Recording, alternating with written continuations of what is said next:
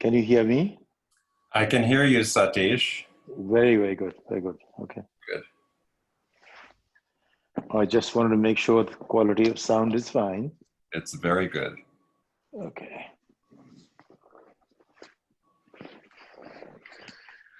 Now let me see the background. Which background will be good? Should I sit in the sun and bring peace to it? Let's see.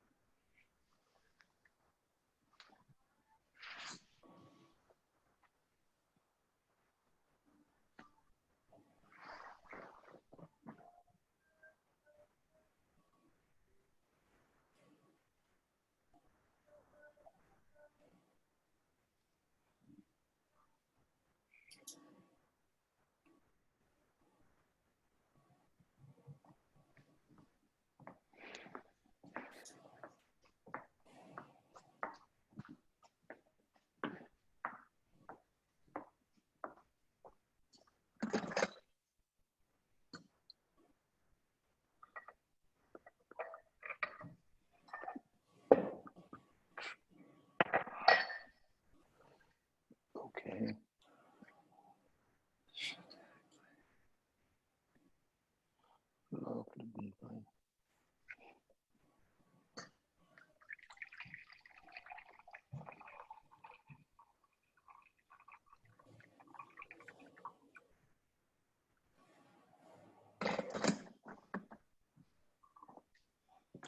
You know, I have so many coffee machines.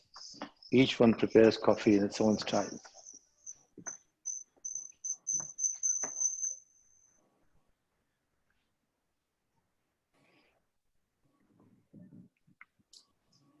Well, that's a positive.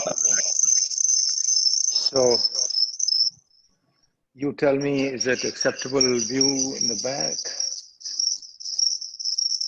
Not particularly. Okay. What do I do? Okay. This is not acceptable. Let me see if this is.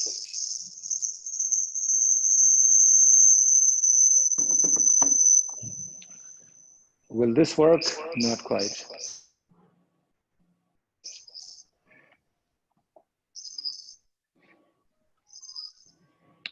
So ultimately, I'll have to go back to my, what you call,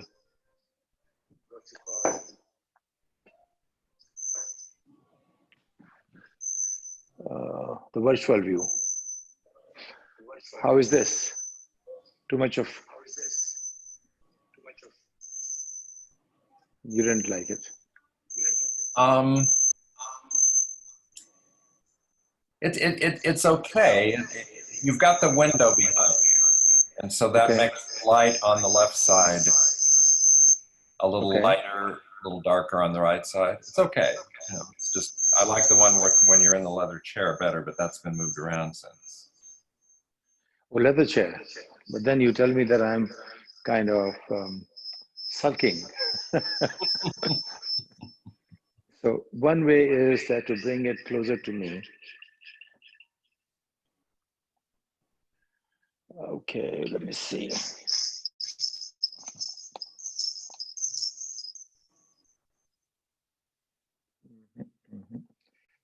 should be the same level. Right. That's the issue. Meeting.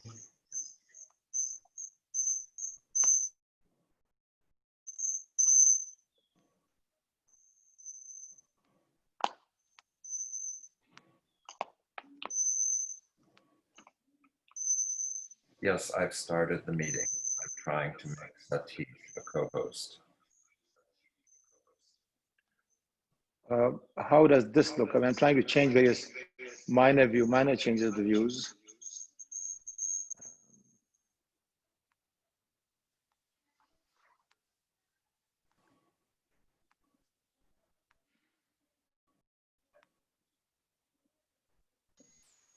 Hello.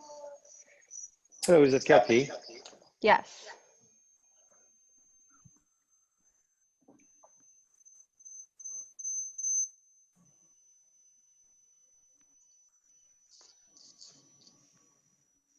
How are you doing? How was your weekend? Good. Oh, Good. always good. We make it good. Yeah. Satish, where are you currently located? I'm part of the Brahminical community of Boston. Oh, where in Boston? Not far. Wellesley. Oh, I'm in Newton. You're in where? I'm in Newton. Yeah. Okay, that's cool. That's Yeah. not So very right next far. door. And David is in Brookline. Oh, David, I didn't know you were in Brookline. I am, yes. We're all very close to one another. David is in Brookline.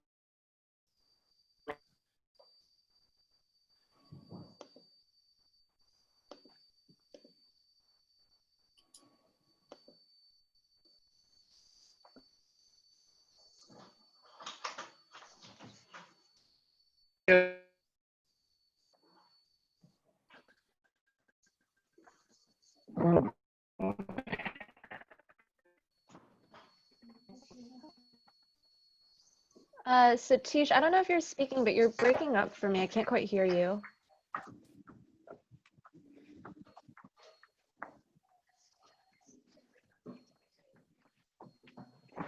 Can you hear me now? Yes. Can Yes, you it's better. hear me now? Okay. But my sound quality has to be perfect, right? Yeah, Considering I'll be. you're really breaking up now, Satish.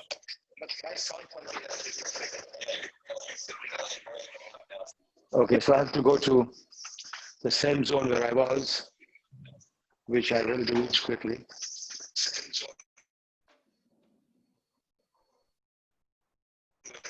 I can hear myself breaking. Yeah.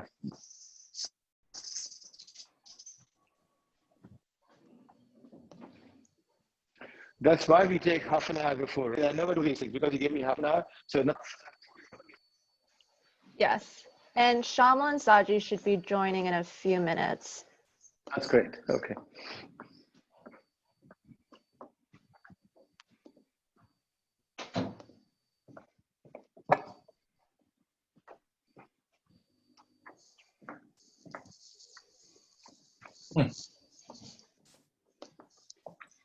Can you hear me walk? Yes, walking is not breaking up.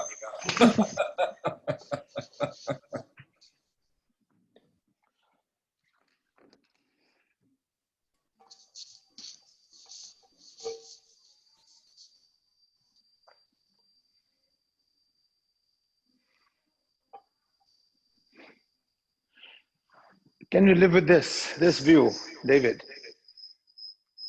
Yeah. You can live with this. Yeah, we can live with that. I'm fine. Now, Kathy, you see how I value David's opinions? Oops, sorry. I don't know if it was on my end or on your end, but you cut out right when you were speaking to me. I said, do you see how I value David's opinions, including on how things look? Yeah. Good that somebody does.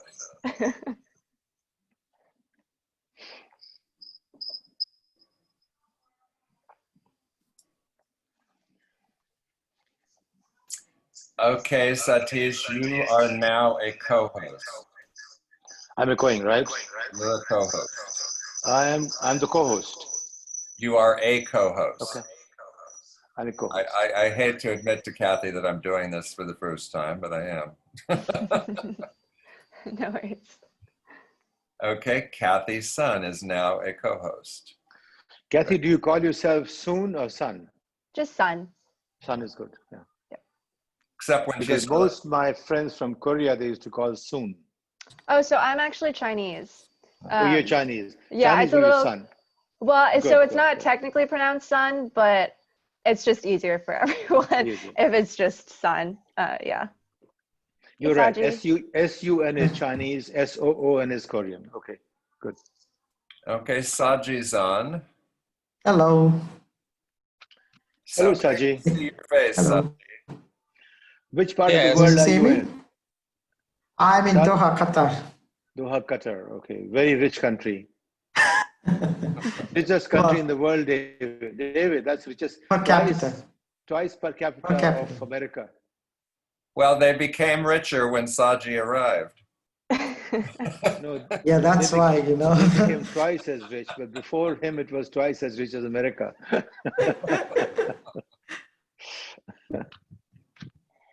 Okay, Saji is now a co-host, so we just have Shama left.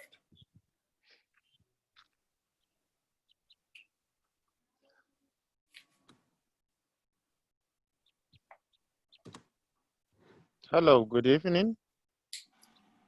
Yes, Emmanuel, how are you? I'm David Wilcox. Fine. Yeah, it's nice meeting you. I am talking to you from Nigeria. One of my favorite countries that I've never been to. Wow, that's nice. It's really very nice country to be in, but it's just the environment. Mhm.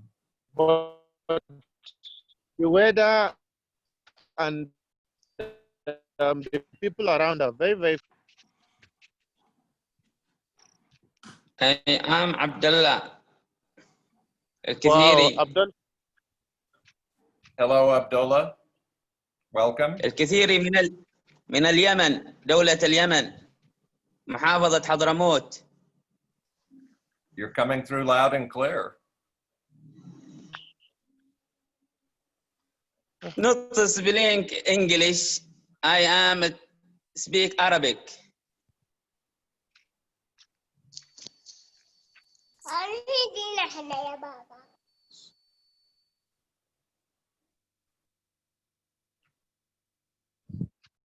David, I think Shama also has joined us.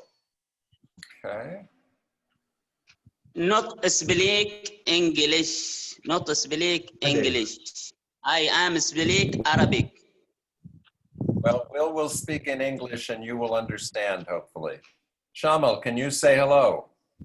Hi, David. So I'm looking for you to pop up on my screen here. I see myself. Yeah, there you are.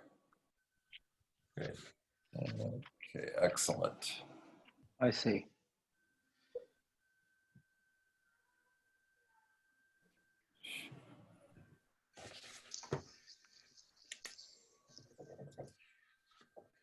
Ah, there we go. David, is there a way to create, or someone who's listening to us from our team, we can create a screen of hosts only, which has 5 pictures instead of having to go through multiple Yeah, screen forwards? we have 4 of the hosts up in front of us right now, and I'm not sure why Saji isn't there. No, I can see Yeah, Shamil and me. I Saji should be where Emmanuel is. don't see you, anyone else. Huh. So the point is, I am on the screen. There's Shamil. I don't see you. And when I come to see you, I see you and Kathy, Yeah. and but I don't see Shamil. Can we bring Shamil to this one, Saji and Shamil, and 5 of us together, or will it be? So I've made everybody a co-host, and that's supposed to do that. But Everybody means only 5 of us, not everyone who is speaking. only And second, 5. what you can do is you can mute everyone outside the 5. You can do that. I should be able to do that, but I Mute all and then unmute 5.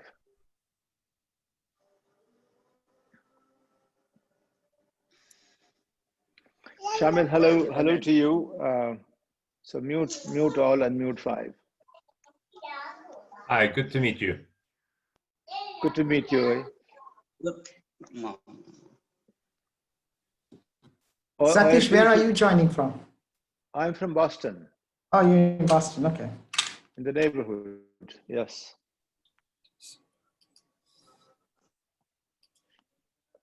David and I are about 15 minutes apart. And I'm about 21 minutes from Logan Airport. Which actually doesn't mean much these days, right? Unfortunately. True. Actually, those. Salam.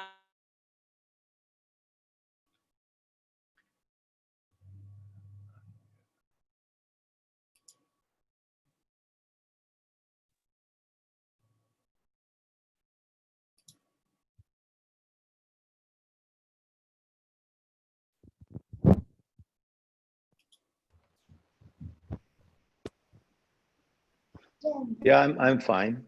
But the point is, the host should have the authority to mute or unmute. So you can go ahead and choose. Which I'm doing. There's just not an unmute 5. How many can you unmute? I have to do you one at a time. So that's a good idea, actually. This person who speaks, in which case I can do the same. You can educate me and I'll do the same. When somebody has to speak, I'll unmute them. And we have to inform everyone that that's the way it's going to work. Yeah. Yeah, so. Yeah. So did you just mute Satish?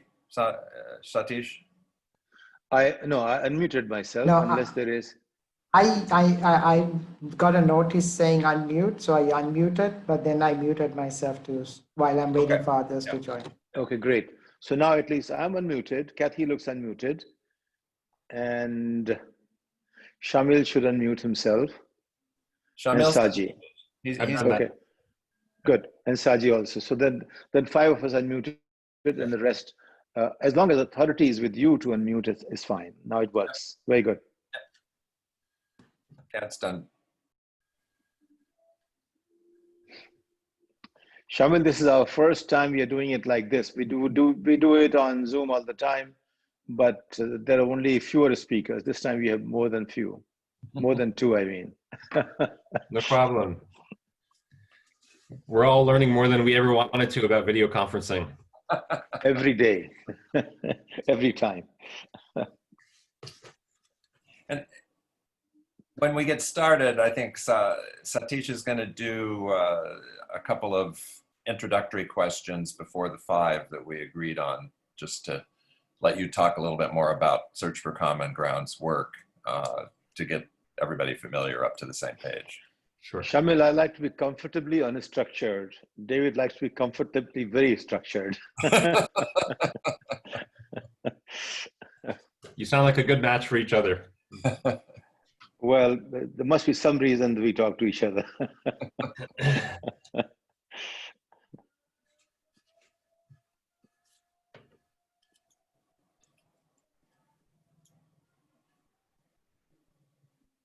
So when I looked at your work, Shamil, I noticed that you're listed as a board member for Belgium as opposed to for the US. I was curious about what that history is. Actually, I'm an ex officio. You know, by dint of my position, I'm a board member of both the U.S. entity and the Belgian entity. We also have a UK entity that I'm a board member of. But that's just 4 of us. Okay. But where are you based? In New York? Washington, D.C. Washington, D.C. Okay, that's center of global power. That's very debatable, as you know. No, only for the last few years, surely, yes.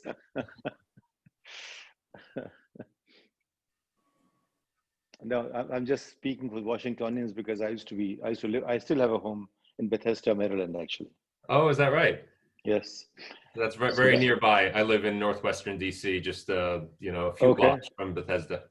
That's right. Yeah. Are you closer to American University?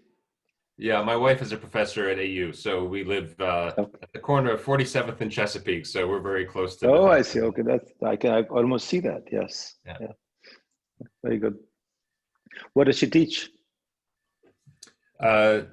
Sociology, and she's just moved to the public affairs school. She's her work, her publishing, her research, and an institute that she just set up there, a center she just set up there, are all focused on understanding and dealing with the rise of the violent radical right. Oh, I see. Okay, very important subject of the time, considering that's exactly what I'm noticing in India for the last 6 years. It's crazy. Yeah. Yes, and here in the U.S. US as well, of course. Yes. Yeah. Where are you from originally, though? I'm from India. To make what do you call full disclosure? Yeah. No, I was born in the States, but my mother was born in Turkey and my father in Syria. Both of their ancestors are from the Caucasus region, which is where my name comes from. So that's the short version. I see. No, that makes you global. That's great. Yeah. Basically, we used to call it West Asia.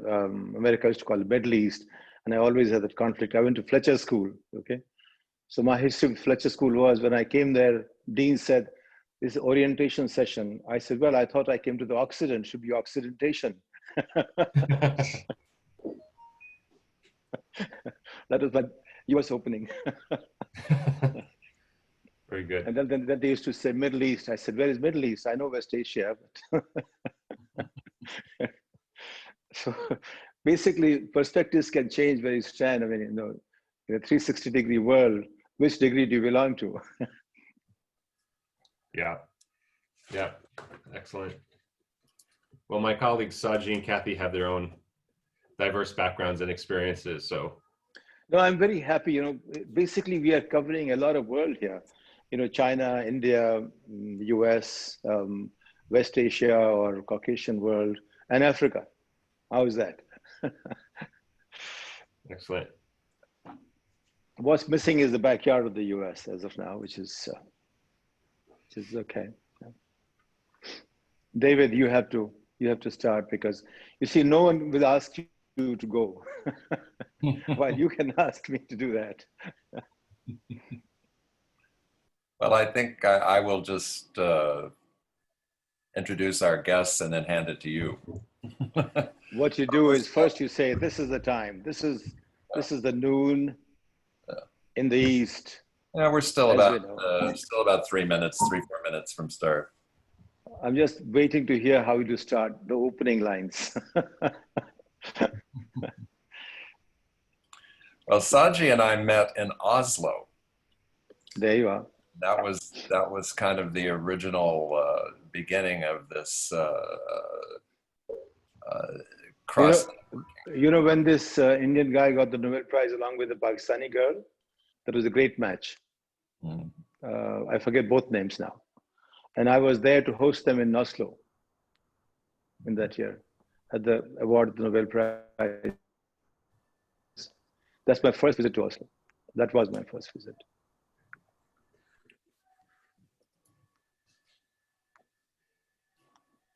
Yeah, the names Malala and Satya, Kailash. Malala and Kailash. Yeah.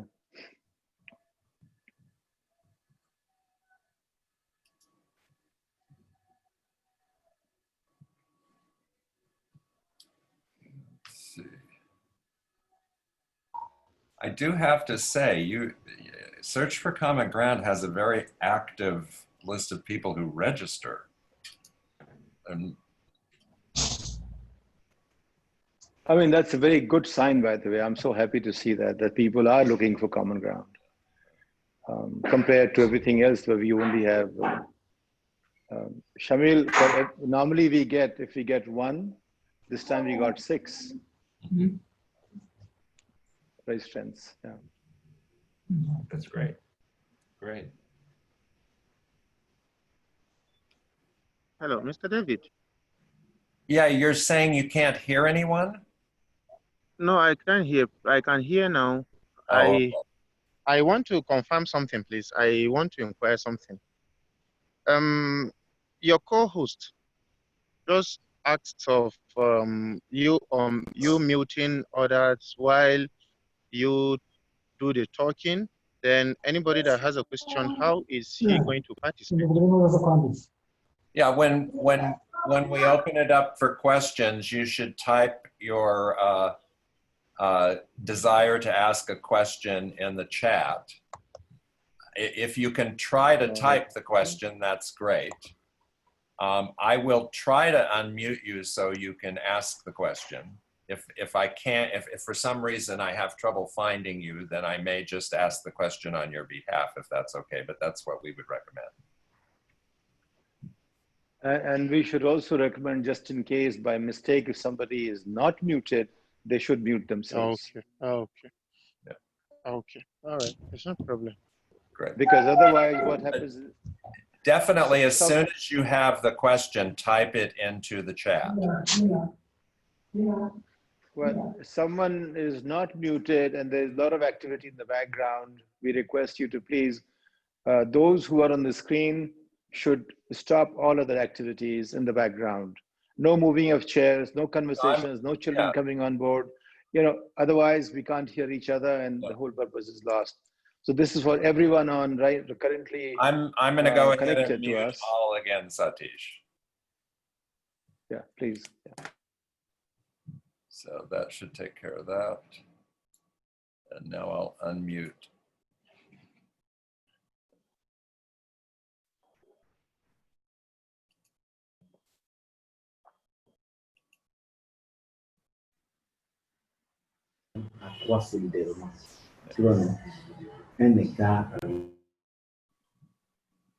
David, it's 12:01. Yes, let's go ahead and get started.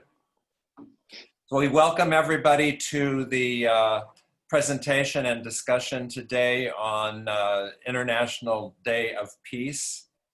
We're very honored to have Shamal Idris, the CEO of Search for Common Ground, with us from Washington, D.C.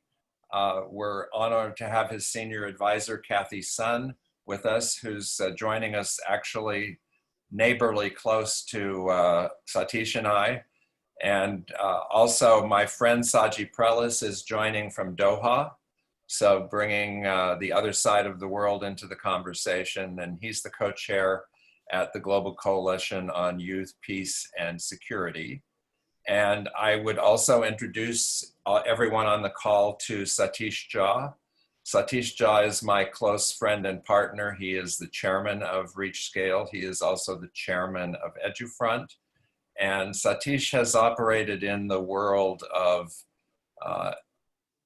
scaling and scaling up enterprises after he served as a famous, well-known journalist in India in his youth, and then as the global CEO for Roche Pharmaceuticals in his mid-youth, and then invested and helped 40 different organizations grow up across India and internationally.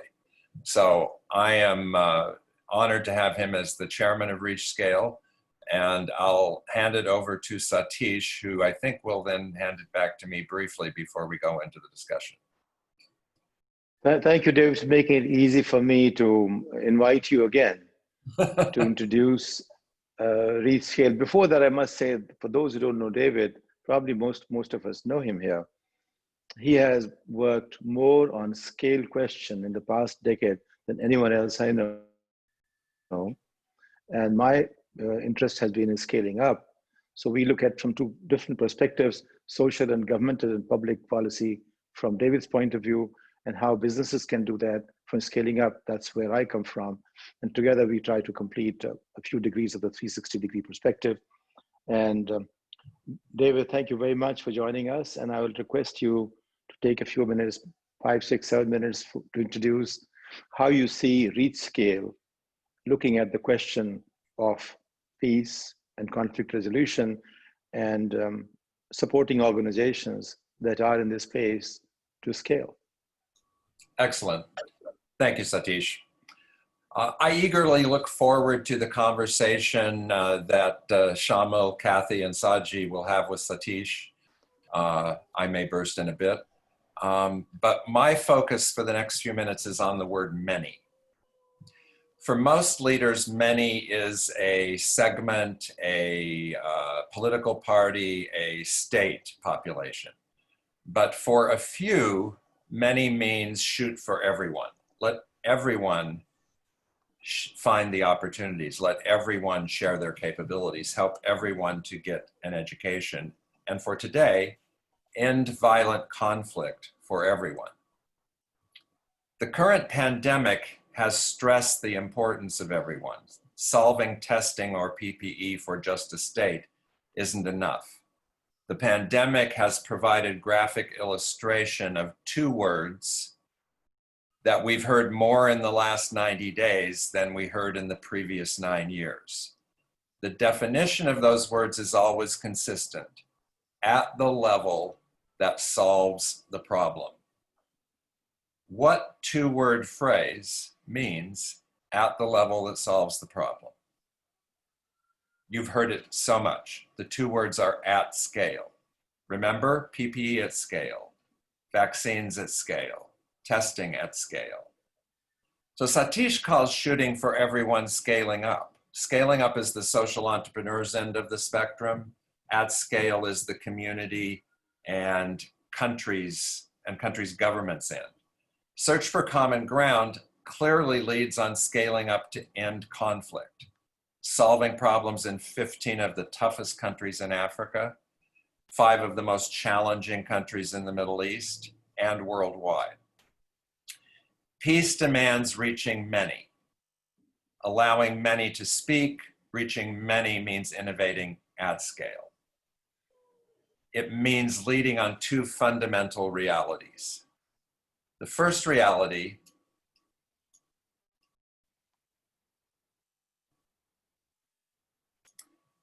is that leaders, serious leaders, expect to exceed expectations. They expect to develop new solutions, find new ways of solving problems. No challenges is this more true for than ending conflict.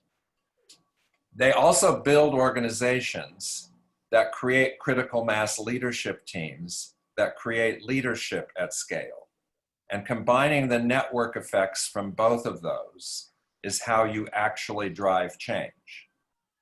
Reality number 2, in reaching everyone, those expectation exceeding innovations and investments have to be more than just doing advocacy. Advocacy alone isn't enough. Maximum innovation and inclusivity requires paths that are much harder to see. Real leaders find them, and they develop innovative strategies for many at the level that yields, in this case, peace instead of conflict. 10 years ago, I began to search the world for scale. Oh my God, what is this? Well, this is what happens when we allow people to join easily. Somebody is sharing the screen. This is absurd. What is going on? Someone says they've hacked it. I think you can allow people, nobody but yourself, to share the screen. I think that should take care of it, David. You can also remove that person from the meeting, from the participants list. I've got one participant can share at a time. How do I get it to just one? You should show a list of participants as the host, and then you would see that name and you can remove it. Okay. But first of all, go on to participants and remove that screen sharing, and remove the ability that they can share their screens. Where do I go, Katrine? So go. I like your screen. There you go. Click on participants. I'm looking at the participants. How do I tell who's sharing? It's at Doesn't matter. It doesn't matter. Okay, Gregory Emwar. Gregory removed. I got them. Okay. Now I see it. Yeah, they did come up to the top. I had never seen that before. Yeah, probably they come in again. Okay, I will keep it open so that I can see them when they come in and I can remove them. And you can also remove the ability for anybody but you to share the screen. Right. That's right. Yeah. Well, that's what I can't find. I see two options. One participant can share at a time and multiple participants can share. David, just shut off the video altogether. Let's just have a call where we don't have to show Okay. our faces. I will do that if I have to, Satish. And just let's. Okay. You already disabled the ability to share the screen, so I think you did well. Yeah. Okay. Great. Okay. Good. Thank you. Thank you. Thanks, Katrine. Appreciate it. So we're at reality number 2, and we talked about the need to innovate at a level that solves the problem. And as I said, we began looking for these kinds of solutions 10 years ago. In 2010, not many people talked scale.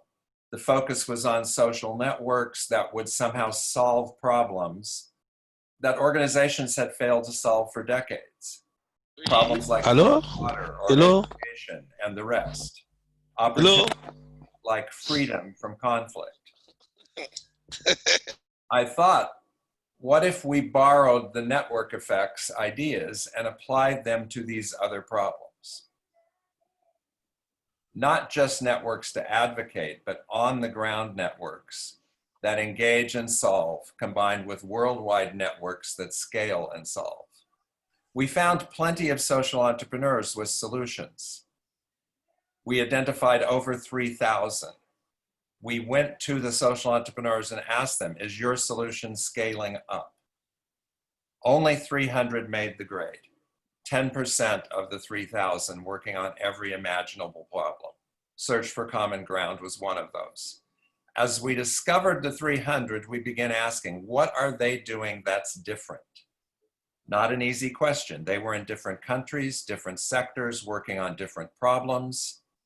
The initial discoveries were not rocket science, but they were compelling. Scaling entrepreneurs were working on more than one problem at the same time. In a world of silos, they had broken through. More than one solution meant solutions worth scaling. Second, their multi-solution minimum viable products were seen as superior by the multiple people with multiple problems. More solutions meant scalable solutions. Finally, those superior solutions attracted and blended resources and capital from many more sources. More sources meant reaching many. Those 3 insights were the simple beginning of assembling the key performance indicators for the 300, aggregating scale knowledge worldwide. What was different, you might ask? Non-scale performance indicators led to 20% improvement or less. Scale KPIs achieved 2, 3, and 5x. At Reach Scale, we call them scale levers. Applying scale levers accelerated scale up. 6 months became 3 months. 6 years became 3 years. Acceleration is good. As we organizing those 100+ levers that we identified as we looked at what the 300 were doing, we found 20 basic groups, 20 types, if you will, 20 viewports. You're welcome to Google scale and scale up to look for alternative approaches.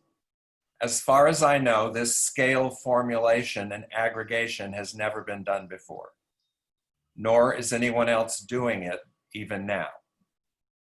Solution innovators can overlay these 20 viewports onto any problem to seek the essential levers to scale up, to reach many. 3/4 of the 300 scale first in India and Africa. I have been to Africa and India 30 times in the 5 years since the 300 landed. The goal, make sure India knows what India may know. Help African countries to know what the 54 African labs may know. The scale levers and networks we've assembled come from across India, Africa, and the world. You won't find them in any MBA program. Check the course catalogs. There are no scale courses, no executive MBAs for scale. Increasingly, solving and winning requires new strategies and new levers. We invited Shamil, Saji, and Kathy to join us today because this is how they think. Peace at scale, reaching all those at the level that solves the problem. Let's hear from them. Thank you. Back to you, Satish. Thank you, David. That was very helpful. And I'll start with Shamil. I hope I'm just trying to adjust my pictures at the advice of our participants. And thank you very much for those who advised me to try to make it easier to be visible and not too distant. You. Thank you. Shamil, let me introduce Shamil. Shamil, my great appreciation for your work begins with my own beginning when long time back, almost about 40 years ago, a leader in India, Jayaprakash Narayan, used me to the International Peace Research Institute. There was a young man called Osborne Aide those days, and Aide was running this institution. And I got inspired by that, which helped me become editor of a newspaper because I began thinking sort of myself about larger social context. Coming from there, Shamil has founded and led this institution, which is called Search for Common Ground. The name itself, excited me when David told me about you. I don't have to introduce much because everyone is here is because of your fame and name. I hand it over to you. My first request, if you can help us understand how you founded Search for Common Ground and how does it help the process of peace and conflict resolution in the first 3-4 minutes before we get to the other questions. If that's okay. Sure. Thank you very much for having me. Although I'd love to take credit for founding Search for Common Ground, I actually succeeded the founder who led the organization for nearly 35 years.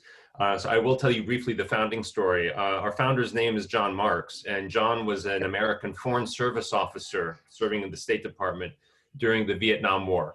And John quit his position with the government in protest to that war.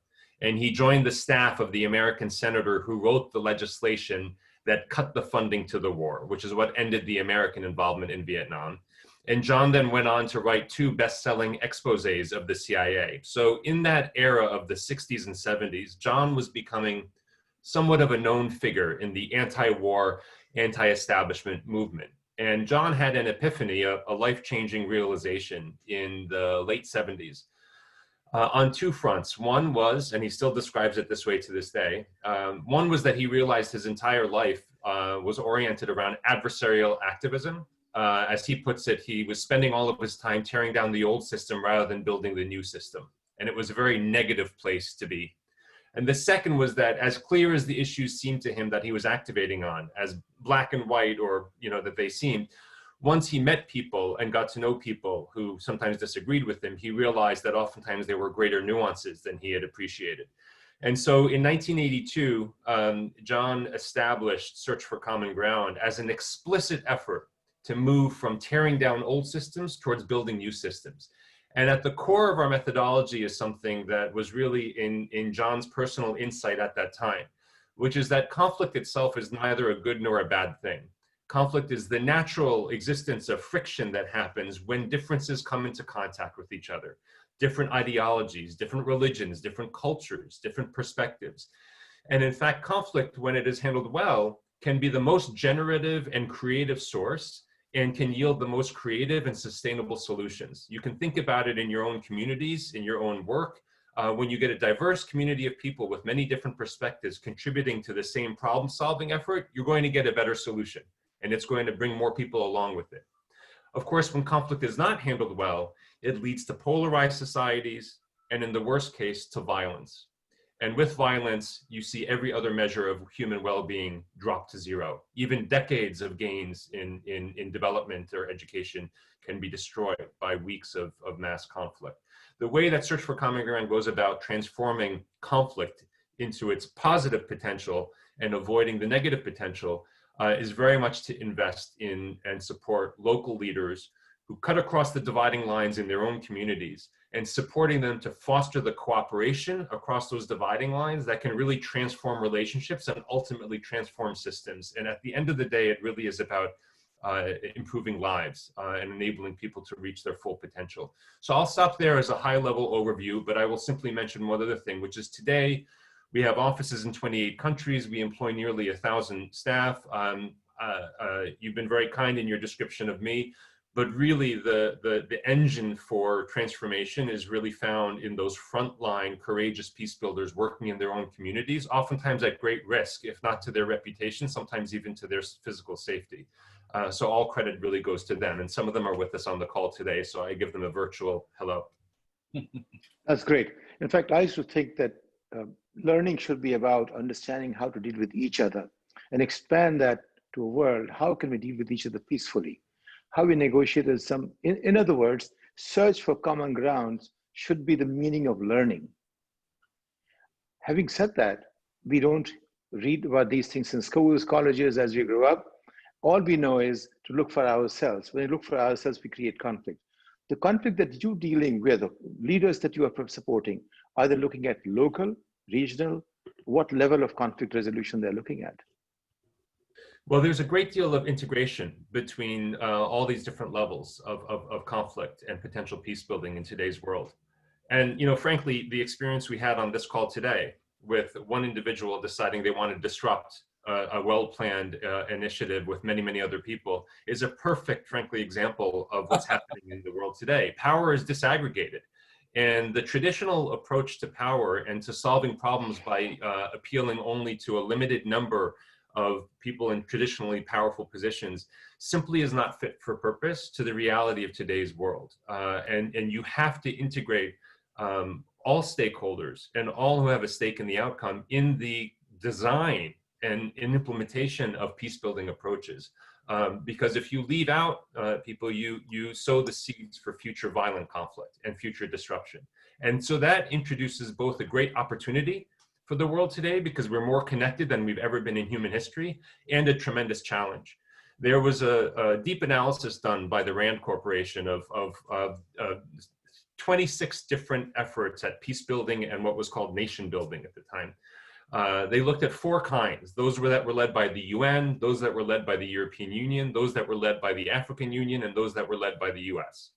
And they found in these 26 cases that they looked at, dating back to post-World War II reconstruction in Germany and Japan, all the way up to the modern period, they found that they evaluated the developments on 2 fronts. Was there an improvement in personal liberty and democratic systems on the one hand, and was there improvement in stability and peace on the other? So those were the 2 axes that they looked at. And what they found was that in a full half of the cases, 13 of the cases of the 26, there were substantial and sustained gains on one or both of those fronts.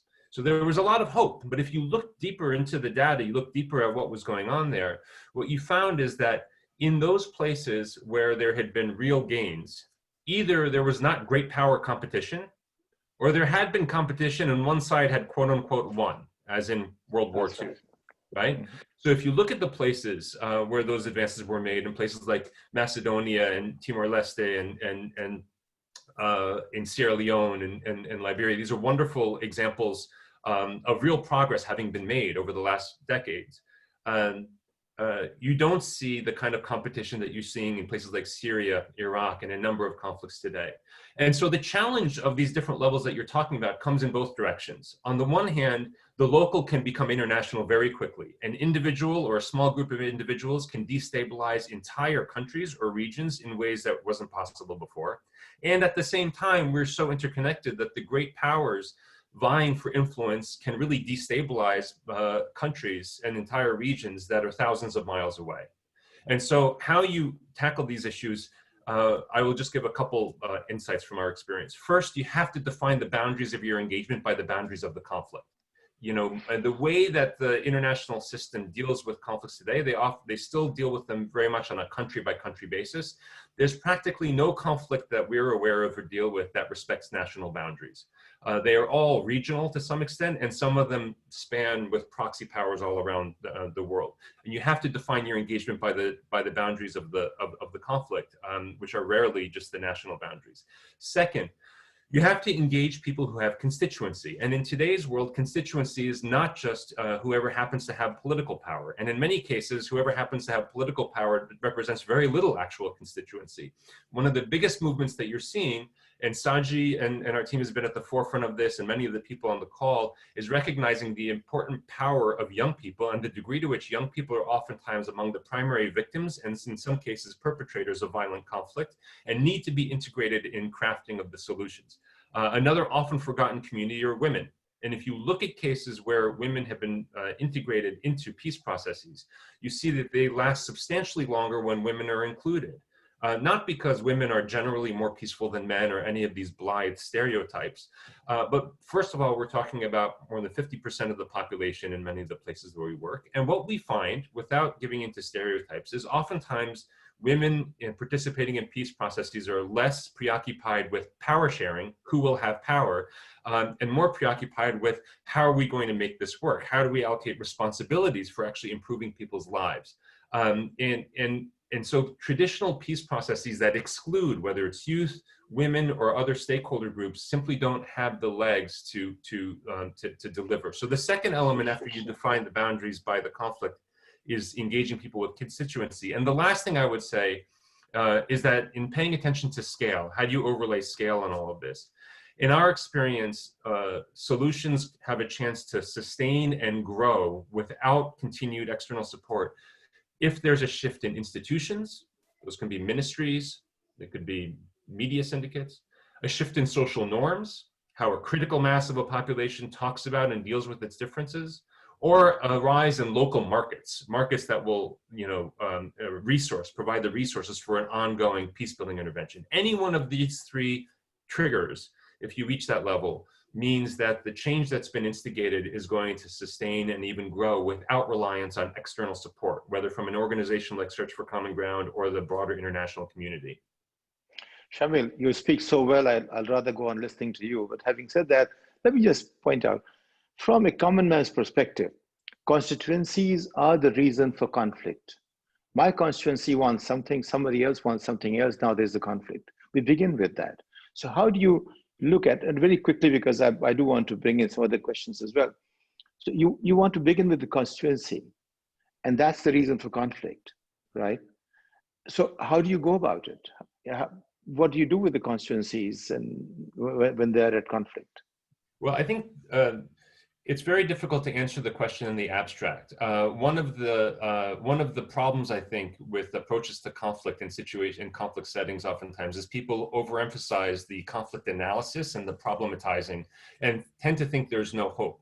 Our organization takes what I would call an appreciative inquiry approach to communities in conflict. An appreciative inquiry approach does not ignore what's going wrong, but looks for those areas of what you might call positive deviancy, or where things are holding together, or where there might be links between these constituencies, whether they're ethnic, racial, political, religious, whatever they may be, and seeks to support and invest in them. So a very quick example is, rather than asking what's going wrong here, or what are the top 3 problems in this community, asking where do you see signs of hope? This may be a very corrupt government. Is there one minister or anyone who you see trying to serve the people? This police force might be out of control, but is there anyone, even a beat cop or a police officer or a captain of a unit that is trying to build, these ethnic groups may be divided, but is there one community where they're holding together? And what we found is when you ask questions like this, in every single setting, 100% of the time, you find many, many answers. And when we identify people or institutions that are providing that hope already, those are the ones that we gravitate towards. We seek to understand what they're trying to make happen, and we seek to invest in it. And at the end of the day, it's the difference between, trying to shine a light in a very dark place as a way of driving change versus looking for the cracks of light that already exist and helping to blow them out. And the fact is that many times people go into settings and just assume that the cracks of light do not exist. And if you go in with that level of cynicism, oftentimes you'll get what you're looking for, which is you won't even see them. You'll dismiss them. Because you'll think, sure, she's an incredible person, but she's one woman in a patriarchal society. Or sure, he's a colonel who really wants to get discipline over his troops, but he's one colonel in a massive out of control military, and you tend to dismiss them. When you don't dismiss them, but you instead invest in them, then you get the seed paths to real change. Okay, lately what we are seeing is social media is becoming a very major player in the process. In some places I see it become so divisive. In some places that's supposed to be doing some good. The whole idea of new technologies always is that they will do some good. And with that good comes a whole set of stuff which is, you can say, unintended consequences of any new thing happening. Maybe I'll bring in Saji and Kathy as well into this question. So how do you see this old new forms of communication contributing to solution rather than division, because we are seeing so much division being caused by it? How do you bring it to creating solutions? Saji and Kathy. This is Saji. Happy International Day, and thank you for hosting us. Thanks, Satish, for the question. Let me also briefly introduce myself as well. Shamil laid a very powerful case. Allow me to introduce myself a little bit before I go answer the question. I'm originally from Sri Lanka. I wear two different hats. One hat is I direct Search for Common Ground's children and youth programs. The other hat is I co-chair the Global Coalition in Peace and Security. I wanted to thank you for hosting us and also for all of the friends and colleagues who are joining us online. So Satish, to your question about social media and its promise and curse, so to say, social media has become like an extension of our lives. It is sometimes the first thing we grab when we wake up, curious about what happened overnight. So to put your question a little bit into context, though, let's first look at the scale of the challenge. There are about 7.7 billion people in the world today. About 3.5 billion of us are online. This means social media platforms are used by 1 in about 3 people in the world today. It is estimated that about the next 5 years, it'll grow from 3 billion to about 8 billion people who will be connected. That's a huge amount of people. So with that context, we have an opportunity to ensure that the billions of those who are coming online have better tools, skills, attitudes, and opportunities to avoid the dangers of repeating this largely negative experience of social media. So there is an opportunity for us. There are many countries we can turn to see the negative experiences, from Myanmar to Sri Lanka to India to the European Union, US, and other places. So in the face of this, there's a wide array of fixes that are urgently needed. Of course, stronger regulations of platforms and privacy concerns need to be addressed, media literacy for adults and young people alike, training and incentivizing the online moderators and online communities is another key area that we can think of, and a whole host of opportunities to experiment and scale up what works. But said that, for search, we have been engaged in using media platforms from the very beginning days of our existence. Search has started radio programs for peace building as an interactive tool for engaging people to see the commonalities that people have, despite the differences that they were seeing that pushed them apart. And Shamil explained that nicely. Maybe I can share 3 examples very briefly before I ask Kathy to chime in as well. For example, how we manage this online and offline worlds with young people in the middle was in Great Lakes, Generation Grand Locks is called the Great Lakes Generation, used a weekly live radio program that included simultaneously conversations on Facebook, enabled young people across DRC, Burundi, and Rwanda to talk to each other, to text each other, and to call into those live shows. What it enabled was not only young people in those 3 countries that are young in itself, but it also brought in the diaspora because it was connecting to Facebook also. So that and the topics they were talking about, extremely difficult topics at a community level to do. But because it was online, people were able to do it in a way that brought people together, not to tackle each other or attack each other, but attack our common problems. In a second example I can share with you is in the COVID pandemic, our adolescent radio programs in South Sudan, Mali, Central African Republic, for example, were using radio, but then now, because of the pandemic, have adopted using WhatsApp and public announcements to also talk to other young people about staying safe and managing rumors. So again, the point here is that we are looking at technology, whether it's social media or traditional radio, with a human factor to make sure that people are engaging each other and connecting each other. And an example from Sri Lanka, I cannot mistake because I'm originally from Sri Lanka also, but in Colombo, in the heart of the city, when the pandemic started and lockdowns happened and 24-hour curfews were given, our staff were the ones working with the military, working with local authorities and the private sector, like the ride-sharing companies, to quickly identify 5,000 families and make sure they have food so that they don't go hungry because of lockdown and curfew, especially for people who are depending on a daily wage. So working at that level within 24 to 36 hours meant that we had to depend on technology, but also the human factor of making sure that we were managing the rumors and feeding the people at the same time. And using a collective impact approach to bring those people together, but using technology to amplify and give people the food and fundraise for that. But said all this though, at the end of the day, we know that young people, the biggest constituencies who are using social media, for example, experience that we call violence of exclusion, that is structural and psychological in nature. They want to belong and they want to serve, but they also need to be treated with dignity and respect. Yet, for many, many years now, they've been marginalized and excluded. A core insight that we have seen from our own studies during our virtual exchange programs also show the same thing. The key threshold for experiences for some to become a constructive participant in a diverse group is that they are being heard and they are respected. So tools and techniques and platforms and experiential interventions that can maximize these opportunities offer some clues to one of the ways that social media can be better fulfill the positive potential. And allow me to one last thing, if I may, to say that it's important to remember that social media is just a tool at the end of the day. Tools will evolve in the coming decade.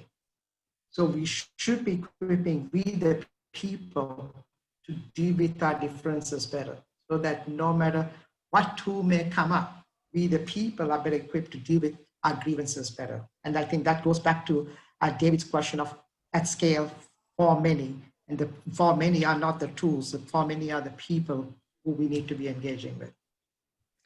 Yeah, yeah, go ahead. Sorry, just to jump in and add on Saji's last point, to his point that, you know, social media at the end of the day is just a tool. I think I would make a distinction with social media in particular on two fronts, right? There's certain aspects of social media when it comes to the platform and the algorithms that almost incentivize and encourage bad behavior.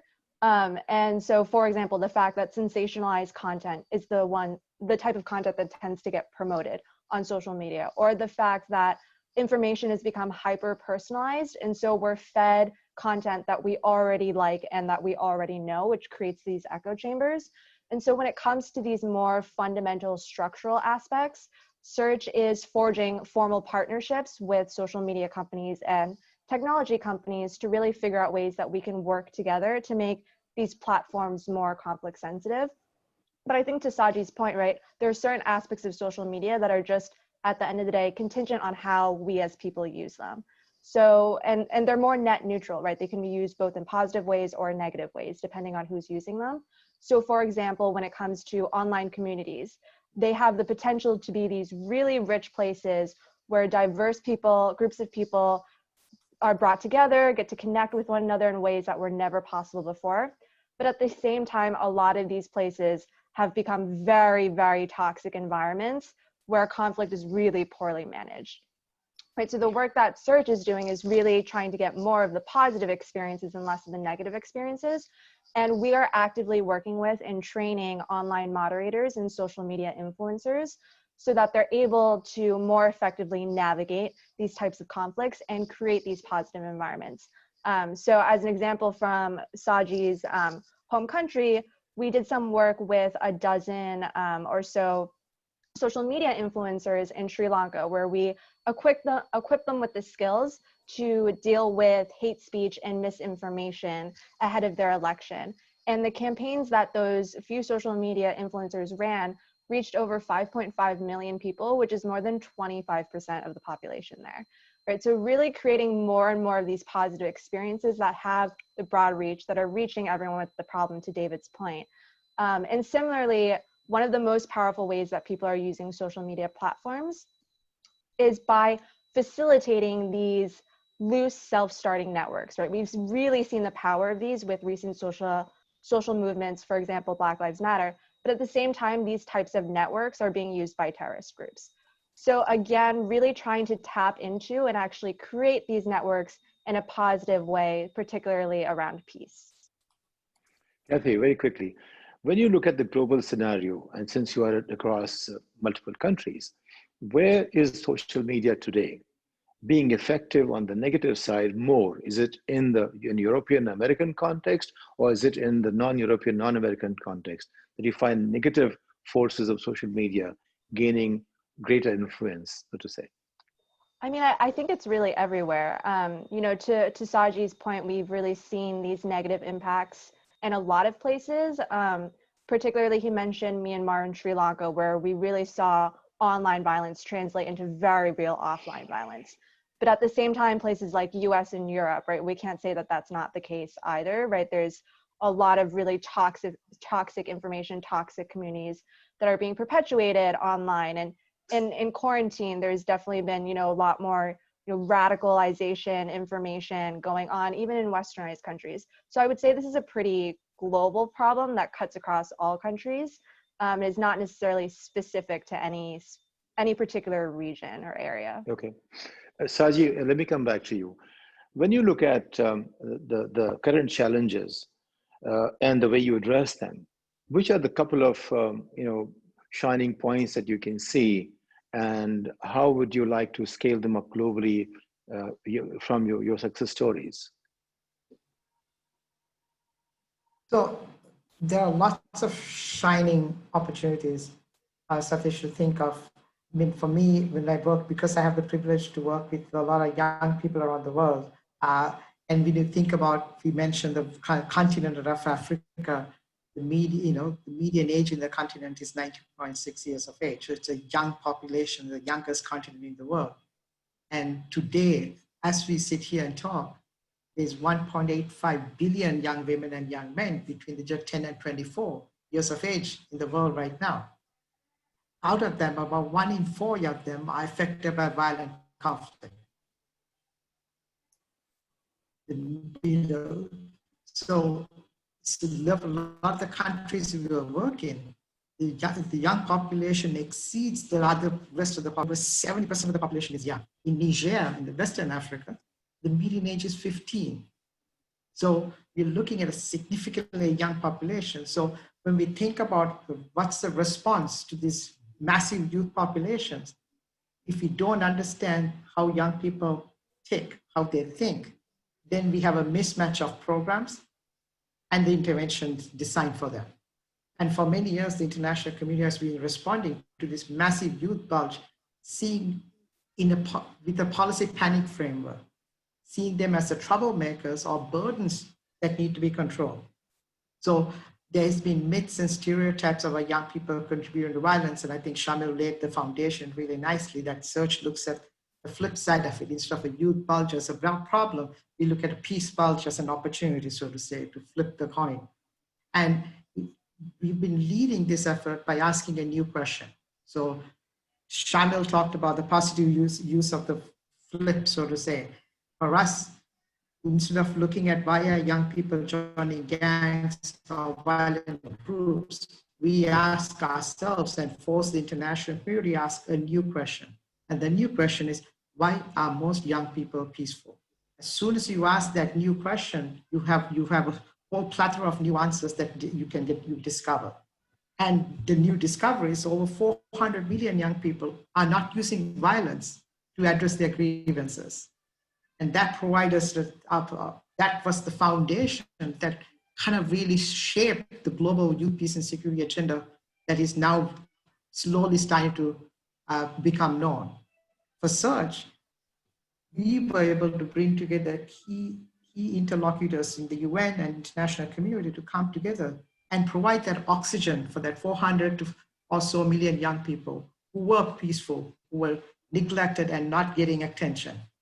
And the international community kind of responded with 3 in the last several years, since 2015, 3 Security Council resolutions that asked the international community to shift from seeing young people as a burden and troublemakers to see them as partners in peace. So that was the first time that governments start to shift their way of thinking about this. And there were a couple of key, I would say 5 key trends that were happening because of that shift. One is the increasing role that young people play in political processes and the recognition of that. Second, I would say, is the urgency of governments to see their youth populations not as a burden or threat, but as partners. And there's a normative frameworks that are shaping that thinking. Third is that when young people are active, that their civic spaces are protected and are not coming under reprisal attacks because they're exercising their rights. Fourth is the increased role young people play in peace processes, again, building on their political agency itself. And the fifth, I think, is the need to resource the youth leadership, not putting money towards young people who are joining armed groups, but putting money to the vast majority of young people who are actually peaceful and leading peaceful efforts in preventing violence in their communities. And the need to increasingly resource that was something that was there. And such, what we are doing now is a 4-step process to do that at scale. One, we have created a partnership approach of bringing the World Bank, European Union, the African Union, the UN, to think about looking at what is the social return on investment of young people in their countries, and what's the social return to their peers, their communities, to their state, and to the private sector in a lot of these conflict-affected countries. Once we are able to measure the social return, we are able to tell concretely the benefit to the private sector and to the state institutions also when people are not using violence. Second is really providing the political buy-in for governments to act and to see young people as partners. Third is a comprehensive approach to think about youth leadership. And we can learn from the military, we can learn from violent groups also, but the nonprofit sector is not very good at this. And that's one of the things Search is trying to push for, is thinking of holistic ways of doing youth leadership, like the Youth 360 model of thinking of coaching and mentorship and training as part and parcel of a holistic approach at scale where young people are being the mentors and mentees to one another. And last is actually setting up a global fund that supports, that equates to like $1 per young person in the world, that resources youth-led work in these countries, but then bring other donors and others together to think over a 5 to 10 year time horizon. How do we really collectively invest in these conflict geographies that Shamil mentioned before, and take a systems approach to manage, to bring to life those social norms and more accountable institutions. So this is done because the current financial models, donor models are broken. And that's why we are trying to break away from that and create something new that transcends these broken systems in a way that brings more people together to support a lot of these conflict geographies itself. Thank you, Sajid. Let me go to Shamil. Shamil, the way I look at it is every political leader in the local context is born by, in some ways, arbitrating various conflicts. In fact, a political leader will not exist unless a majority of people support them and vote for them. But every leader, by supporting those people and getting a majority, also leaves a space for conflict. So when you create capacity building, when you look at leadership building, what are the points you focus on, Shamila? So, I think the first point that I would make is about that looking for the hope that exists within communities, those leaders who are already demonstrating or seeking to reach across dividing lines and serve constituencies that go beyond the particular ethnic group or identity base that they might have. That's an important component to it. The second is this question of constituency, because people who gain constituency oftentimes don't have the titles that old power systems might respect. An old power approach to engaging religious communities would, for example, and I think our advisor, global head for religious engagement, Sharon Rosen, is on the call. An old power approach to engaging religious constituencies would identify all of the, what you might call big hat religious leaders, the archbishops and the grand muftis, and I don't mean to be disrespectful to those people. They've reached their positions for important reasons. But a new power approach would look to not replace them, but augment the engagement by looking at who has legitimacy and constituency. It might be a corner preacher. It might be somebody who simply has spent an entire lifetime serving their communities and is very devout in their faith, but has no official title. And these are just some basic things. Those are the kinds of leaders that one looks for, is those who have constituency, as well as those who are looking to demonstrate their leadership in ways that go beyond an identity-based constituency. I would say one other thing, because somebody's asked in the text about how do you engage problematic leaders, and I would say two things about this. At the risk of coming across as naive, I would say that there are many fewer people, even leaders, who are beyond the pale than we seem to assume. That same approach of meeting people where they are, trying to listen to them first and foremost, to hear what their aspirations, fears, and interests are.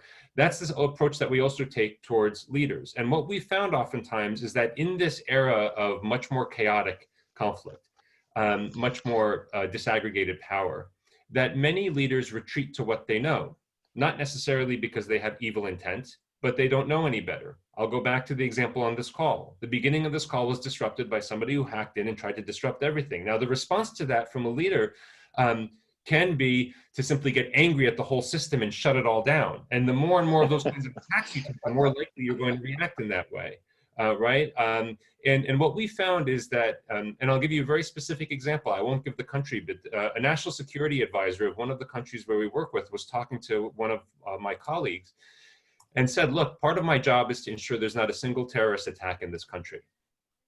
And frankly, the way that he was going about wielding his power was quite destructive and intrusive, sending agents into mosques undercover, arresting people without cause, a number of things. And my colleague responded by saying, that is an awesome and seemingly impossible responsibility. How do you handle that? How do you shoulder that burden? Another approach would be to simply attack him for the heavy-handed uses. And I don't want to pretend that that one question transformed the leader, but my point is it's all about perspective and approach. So one approach that we take towards leadership is trying to understand the incredible pressures that leaders are under and to see how their interests and needs can be met, maybe with new and more creative approaches than they may be thinking. People find new challenges, but they have old solutions. They retreat to what they know, and oftentimes those are very top-down and force-based, okay? That's the first thing. The last thing I would say about problematic leaders is sometimes you do have problematic leaders. Sometimes you do have people who are there simply to enrich themselves. And I don't want to overstate this or make it sound trite, but one of the things that I've observed with our teams around the world that I respect to the moon is the fact that they will take what we used to call it, I don't know if there's anyone on the call who knows the martial art of Aikido, but Aikido is a martial art. If you don't know it, if you ever go onto YouTube and you watch an Aikido master, you will see that an Aikido master never hits anyone.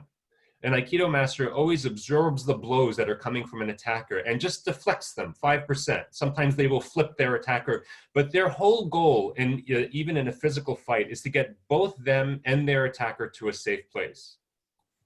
Let me say it again, to get both them and their attacker to a safe place. What we found with frontline peace builders in oppressive systems is that they don't attack the system or the corrupt leadership head on. In fact, if you do, you're going to get yourself killed or thrown in jail or kicked out. But there are ways that creative change makers can engage with the system so that over time, that kind of leadership is less effective, less able to mobilize support, and less impactful on populations. And again, I don't want to make this sound easy. We could have a whole session on this, in which case I'd want to feature some of our leaders from countries that are really challenged in this way. But I will say that our organization has never been kicked out of anywhere, despite the fact that we deal with highly political and difficult subjects. And I think that's because of the local leadership that we have that really works to meet the interests and uphold the dignity of every single stakeholder. So let me ask you, is it 1,000 Dalai Lamas, 1,000 Gandhis, 1,000 Mandelas, 1,000 kings? Are they going to solve a problem? Or is it that we are constantly asking this question like I began with? If search for common ground is rooted in our education and learning and helps us become, as a human being, each autonomous human being, become an agent of that, will that help? Or is it Thousand Dalai Lama approach? Yeah, you know, it's easy. So let me just, if I could say a word about, because you just named three people, you know, who we all know and are, for many of us, you know, heroes of peace building and justice. You know, Mandela was 25 years old when he co-founded the youth wing of the African National Congress. King was 26-year-old when he launched the Montgomery bus boycott in the US. And Gandhi was just 24 years old when he started the Natal Indian Congress in South Africa before he returned to his native India to lead the liberation movement there. And we're seeing today even younger people and more women and girls. Malala, you mentioned at the outset of this call, she was 15. Greta Thunberg was 15 when she started her protest. So what we are seeing is more and more leadership, younger and younger leadership, more and more diverse for peace and justice. And they have an increasingly powerful resonant impact. So when we say, do we need 1,000 of these people? Do we need 1 million of these people? I would say that we're actually seeing I do think in my lifetime, frankly, I'd like to think that Search for Common Ground will have something to do with this, but with or without Search, I think we are going to see an unprecedentedly powerful and truly global peace building movement, because all those people who are being connected online and all those young people who don't want to accept the way the world has been, I think are mobilizing into that 1,000 or tens of thousands of peace builders in that way. They need, it's not going to just happen. They need support. Sajid, you mentioned education. I would love to see peer mediation integrated in every primary school and middle school and high school. Young people learning the skill sets to mediate disputes among their peers, because it rewires the brain and how you think about conflict, and it puts you in the position of being constructive. Some of the most effective peer mediators in schools that have done this have been the kids who used to be bullies. You know, and the same person who shows leadership in starting a gang is oftentimes the same person who can show the best leadership as being a peace builder. So to answer your question, I do think we need tens of thousands of these people, but I actually think they are emerging. What they require is some support, some channeling of their energies, and some amplification of their efforts, for us to clear some of the obstacles, you know, that frankly our generation and many of the systems they're growing up into are placing in front of them. Thank you, Shamil. Let me ask you 3 things. If you had to scale some of the successes that you have, which ones would you like to scale on a global level? I want to give Kathy a chance to jump in because Kathy, come on. I didn't hear you. I will say one thing on scaling up success. So, you know, Saji mentioned the virtual exchange program where we've learned through online moderated dialogues that the critical experience for people to have to become more constructive in their engagement in a diverse group, whether that's in their community or in their workplace, it's not the experience of being agreed with by other people. That's actually irrelevant. It is the experience of being heard and respected, even when you're disagreed with. And what we found is once people pass through that threshold experience where they really feel like been heard and respected, especially by people they didn't expect to, treat them that way. Maybe somebody says, I disagree with everything you just said, but I really want to understand where you're coming from. Have you had personal experiences that make you feel this way? Where do you get your information from? Where do I get mine from? Once people pass through that experience, Sajid, they become much more willing to ask questions themselves. They become much more likely to suggest that maybe members of their community have been part of the negative dynamics. They just become much more constructive. I would like to see those kinds of experiences, especially as the world becomes more and more connected online, truly scaled up so that these platforms we use are increasingly used not just to connect like-minded people, but to scale up the experience of being heard and respected by people we don't expect to necessarily treat us that way. Great. Thank you, Shamil. Kathy, you were trying to say something. I didn't want to cut you off. Kathy. Yeah, no worries. So I think speaking to your previous question and kind of what Shamil had just expressed, this idea of creating, you know, thousands and millions of Mandelas and Kings and Gandhis. I mean, that's exactly what we're trying to do at Search. So Saji and I are really leading our efforts to equip people with peace building mindsets and skills beyond where we have on the ground programming. And so Shamil mentioned one of the pieces around that, you know, is really around education, and Satish, you mentioned this as well. But, you know, in terms of, I think Shamil got to this point, right? Like this peace building movement is not just going to happen on its own, right? People need to have the support to build these skills and to have the opportunities to put these skills into action. And so in terms of the work that we've done to really understand why this isn't just naturally happening on its own, is we found that a lot of people don't necessarily want to act towards conflict in adversarial ways, right? That might be a natural way that people tend to encounter it, but a lot of people don't want to. The challenge is that a lot of people don't have the knowledge and skills to be able to react to conflict in different ways. And I think Shamil hinted at this with the world leaders who don't really know that they have another option. They just don't know how to. And so to Shamil's point, right, creating these experiences where everyone is heard and is respected, how do you actually give people the skills to do that in an effective and constructive way? And to do this on a massive level. And so one of the first places that we're looking at are particularly with young people. As Shamil mentioned, young people are really critical to shifting social norms and cultural norms. And so it's really starting with them and giving them the skills to do that. But even beyond that, right, if people have the skills and opportunities to do that, if there aren't the expectations and incentives for people to act in those ways, it won't really happen either, right? To the social norms aspect of it, right?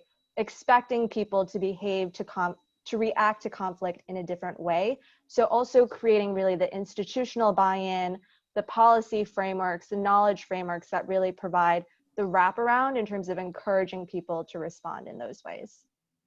Thank you, Kathy. Satish, David, if I can. Yes. Sorry, I just want to build on what just Kathy said. Take and 1 what minute, Shamil has Saji. said. Saji, take just Sure. 1 minute. Yeah. Sure. I mean, when you think about this, this doesn't come across automatically overnight, right? This seismic shift changes that we are talking about, whether it's online or offline or in communities, it really takes a long time to come to life. I think Ruth Bader Ginsburg, really put it powerfully that enduring change happens one step at a time. And at Search, we use a 5-degree shift approach, a principle that looks at creating this enduring change over many decades.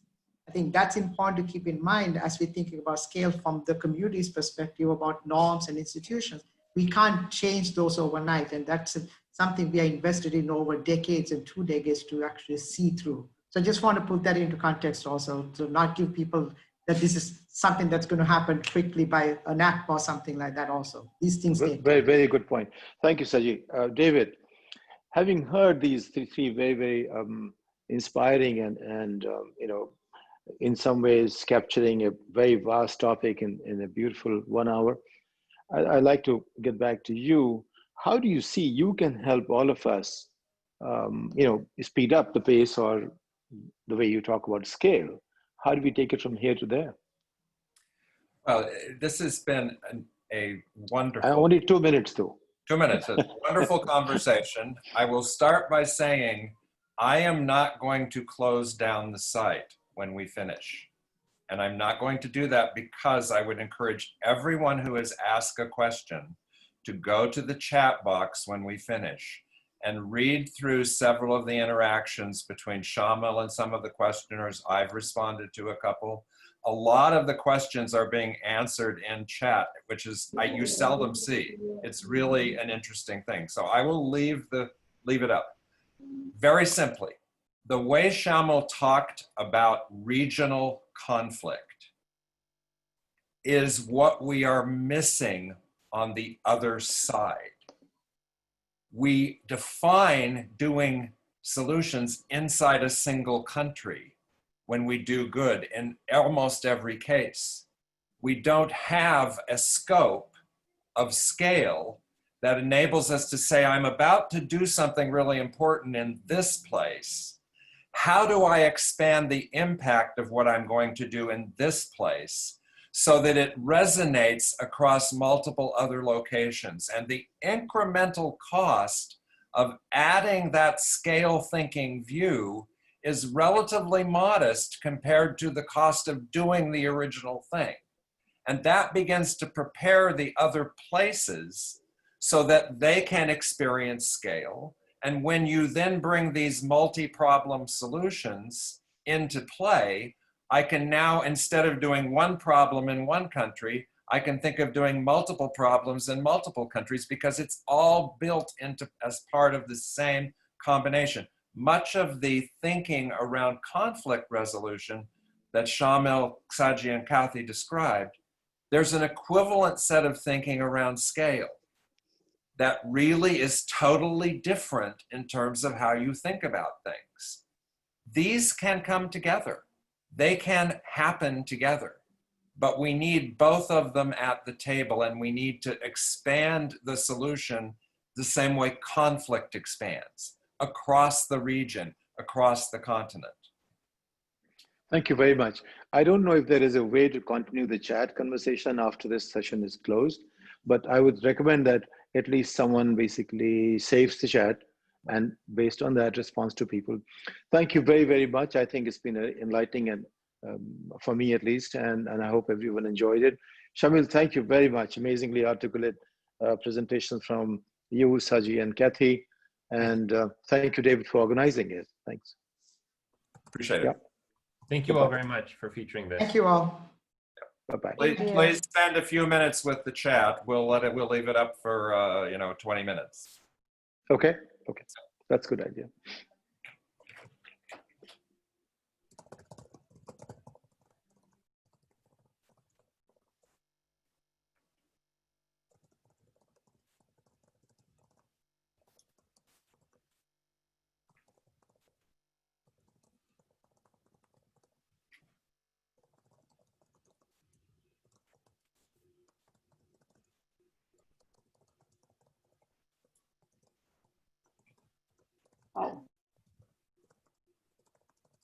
Hello.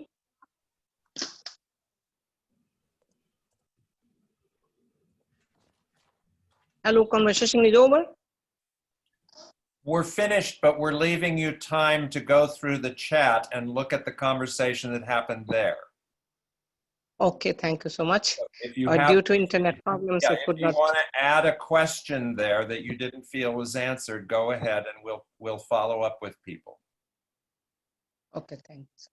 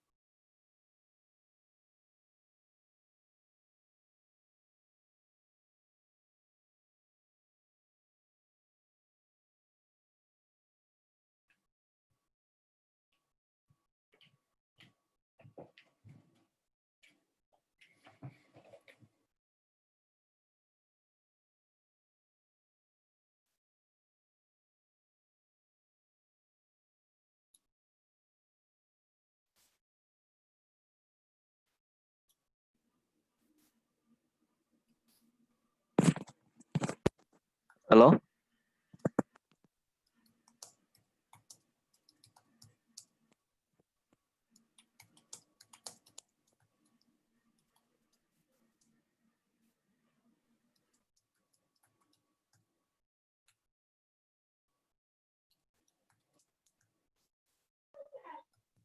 Hello?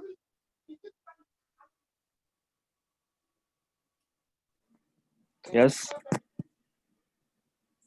Is someone trying to talk to me?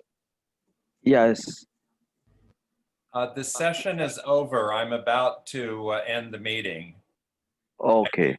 Thank you for coming. Appreciate it. Hope you had Okay. Thank you time. so much for inviting us. Yeah. Thank you very much. Look at the chat. If you want to connect, send me a LinkedIn invite, David L. Wilcox. Thanks. Okay. Thank you. Thank Goodbye you for so now. much. Goodbye.